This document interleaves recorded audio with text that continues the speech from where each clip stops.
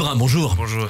Les réunions se succèdent à Bercy pour négocier un budget, une absence de censure peut-être de la gauche. Hier, vous étiez plusieurs partis politiques, socialistes, écologistes, communistes, là-bas à discuter.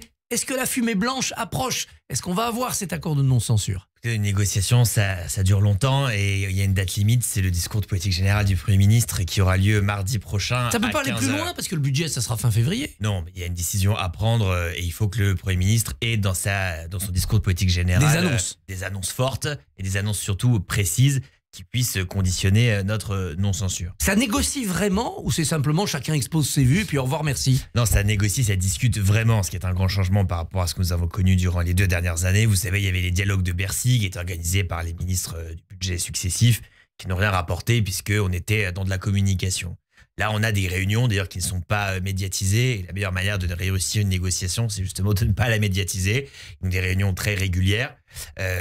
Chaque jour depuis lundi en vérité. Et notre objectif, c'est d'aboutir avant mardi à une série de mesures qui pourraient justifier une non-censure de la part de la gauche et des écologistes. Avez-vous abordé les points clés, c'est-à-dire les impôts, la réforme des retraites et les postes dans la fonction publique? Nous avons évidemment évoqué l'ensemble de ces questions. Je rappelle les revendications qui sont les nôtres, qui sont publiques, que nous avons défendues lors des débats parlementaires.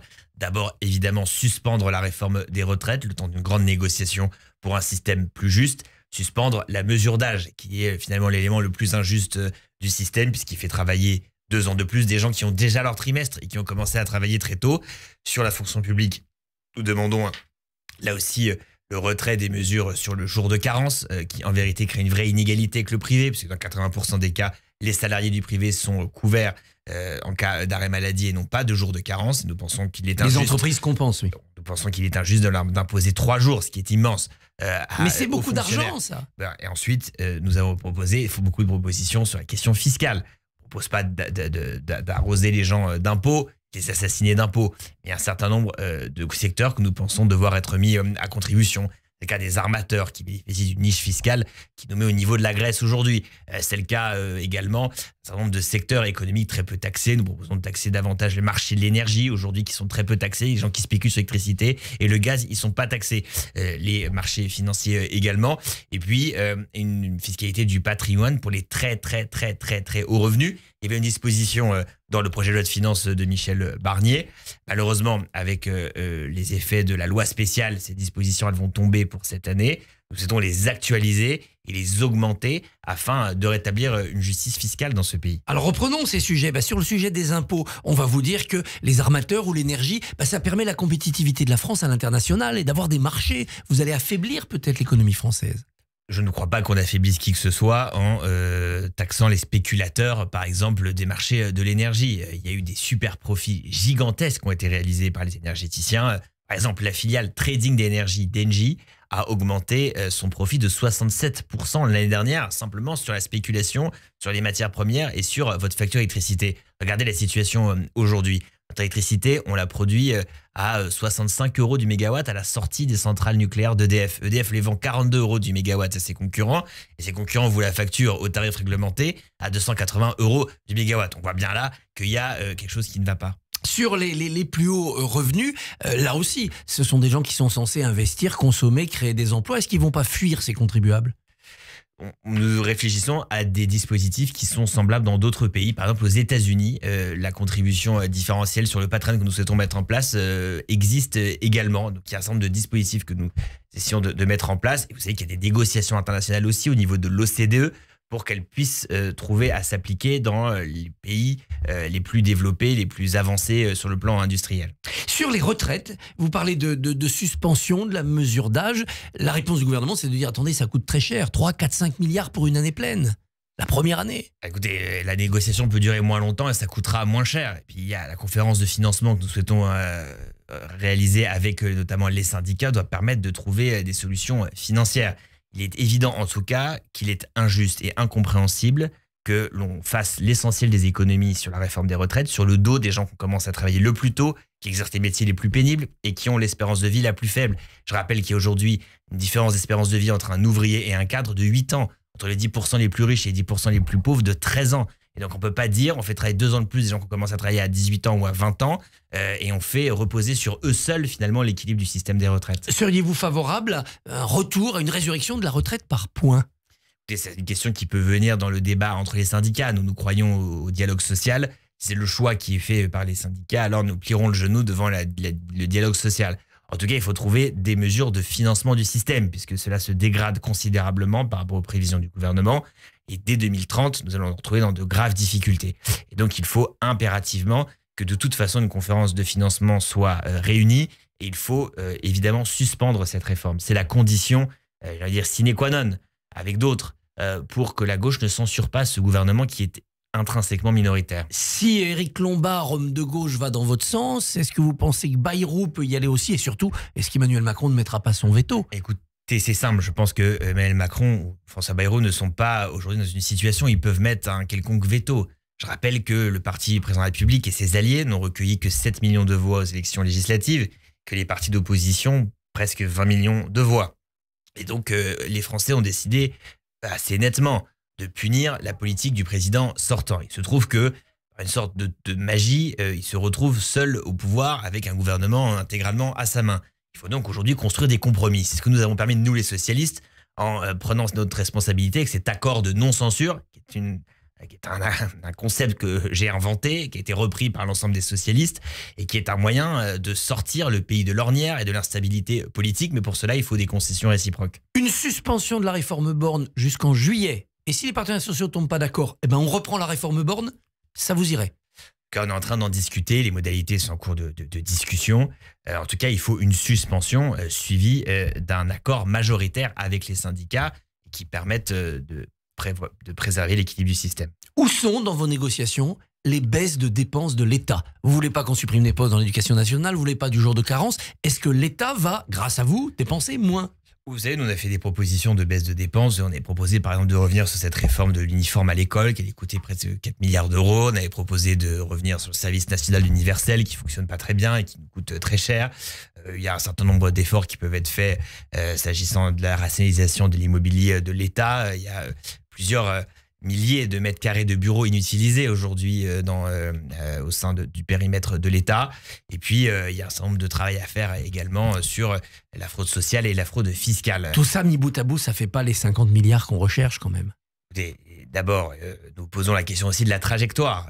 Aujourd'hui, ce que je constate, y compris en parlant avec ceux qui possèdent la dette française aujourd'hui sur les marchés, ils sont moins intéressés par le niveau facial de déficit que par la stabilité politique. Et donc, ce qu'il faut aujourd'hui, c'est s'engager sur une trajectoire crédible de réduction des déficits et qui peut être d'ailleurs transpartisane, avec une loi transpartisane qui nous permettrait de s'engager sur cette trajectoire, mais il faut le faire sans casser la croissance, parce que les économies rapides, c'est celles où vous coupez les budgets d'investissement. C'est ce que prévoyait le budget Barnier. Je rappelle que le budget Barnier, selon l'OFCE, allait diviser la croissance française par 2. Les réformes structurelles, de toute façon, Christophe Barbier, ça prend du temps à amener des économies. Donc si on veut des économies, des vraies économies, elles vont prendre du temps. Sinon, on va casser la croissance en coupant dans toutes les subventions d'investissement, en faisant du mal au secteur du bâtiment, en faisant du mal à notre économie. On commence en 2025 par quoi? 5,5%? Vous pensez pouvoir tenir cette ligne? Nous, en tout cas, nous pensons qu'il faut être au-dessus de 5,5. En tout cas, nous, dans le plan que nous avons proposé, si on met bout à bout l'ensemble des mesures que nous avons proposées, et également les mesures en recettes, on est à peu près à un peu plus de 5,5. Mais en même temps, c'est quelque chose de crédible. Et je rappelle que nous avons une forme de crédibilité à parler de ces sujets, car nous avons laissé un déficit à 2,5 en 2017, quand nous avons laissé le pouvoir à Emmanuel Macron. Il y a eu la Covid, la guerre en Ukraine, voilà, il y a eu des événements extérieurs aussi. Bien sûr, mais enfin, comme vous le savez, et la Cour des comptes l'a dit, le Covid n'explique que moins d'un tiers, en vérité, de l'augmentation de la dette depuis 2017. Le reste, ce sont des baisses d'impôts non financées, 50 milliards de baisses d'impôts essentiellement pour les plus aisés de ce pays et les très grandes entreprises, et puis une gestion budgétaire qui n'a pas été très rigoureuse. Je crois qu'il faut aujourd'hui peut-être retrouver cette rigueur. Votre cycle de négociation, c'est une forfaiture. Ce n'est pas moi qui le dis, c'est Jean-Luc Mélenchon. Que lui répondez-vous? Écoutez, moi je ne comprends pas très bien sa position. Aujourd'hui, Jean-Luc Mélenchon et la France Insoumise s'isolent du reste de la gauche.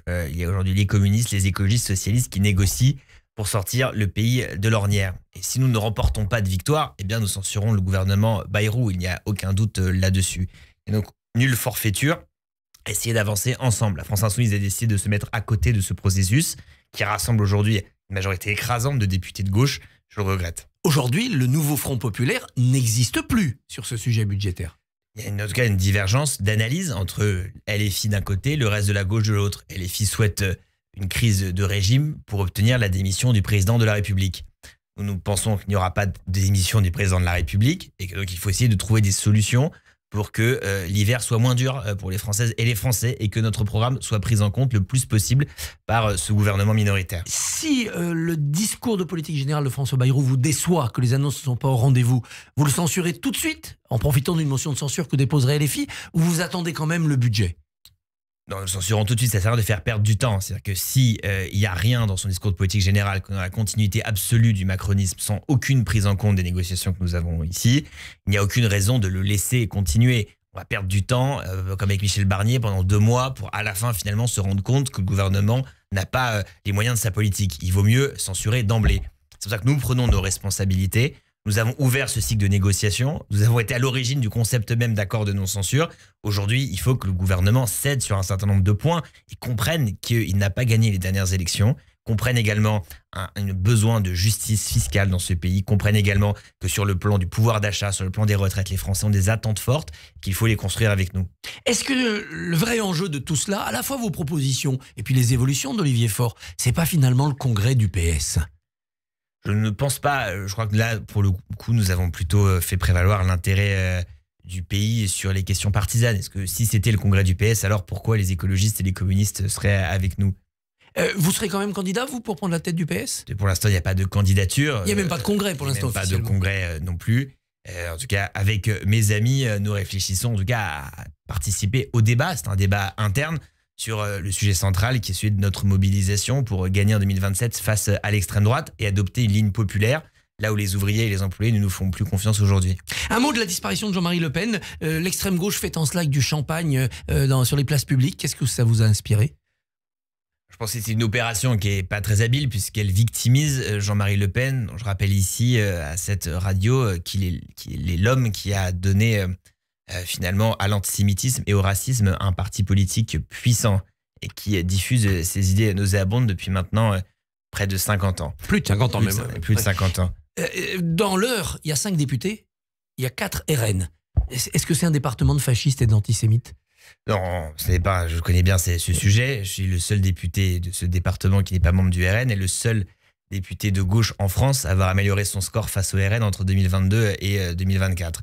Le RN prospère sur le terreau de nos renoncements. Et comme je le pense souvent, le RN est une mauvaise herbe qui pousse sur les terrains que nous laissons en jachère. C'est la gauche qui doit se ressaisir. Bien sûr, c'est parce que la gauche est insuffisante que le RN est aussi élevé, c'est pas parce que le RN est très fort. Et la vérité, c'est que quand on débat face au RN, on se rend assez vite compte qu'on peut assez facilement gagner nos débats et gagner les arguments. Le problème, c'est que la gauche a perdu les ouvriers et les employés avec un discours déconnecté, métropolitain, en décidant finalement d'appliquer cette fameuse note Terra Nova, vous le savez, de 2011, qui proposait plutôt les minorités que le social. Et puis vous savez, les gens aisés des centres-villes avec un fort capital culturel. Moi, je propose qu'on soit le parti des ouvriers et des employés, qu'on présente 40% des investitures, qu'on les réserve à des ouvriers et des employés au Parti socialiste, et qu'on ait une ligne extrêmement claire sur les services publics, sur la santé, sur le pouvoir d'achat.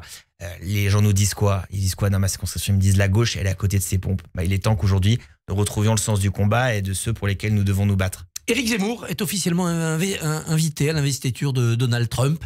L'internale réactionnaire décrite par Macron, elle existe. Oui, il y a une internationale réactionnaire, effectivement, qui est lourdement financée aujourd'hui par des milliardaires, Elon Musk, Vincent Bolloré. C'est effectivement extrêmement dangereux. Et donc, à nous de nous mobiliser, de tout faire en sorte pour repousser cette internationale. Philippe Brun, négociateur du budget de la France. Merci et bonne journée. Bonne journée. Merci beaucoup Christophe. Rendez-vous demain matin. Votre invité sera le candidat à la mairie de Paris, Emmanuel Grégoire.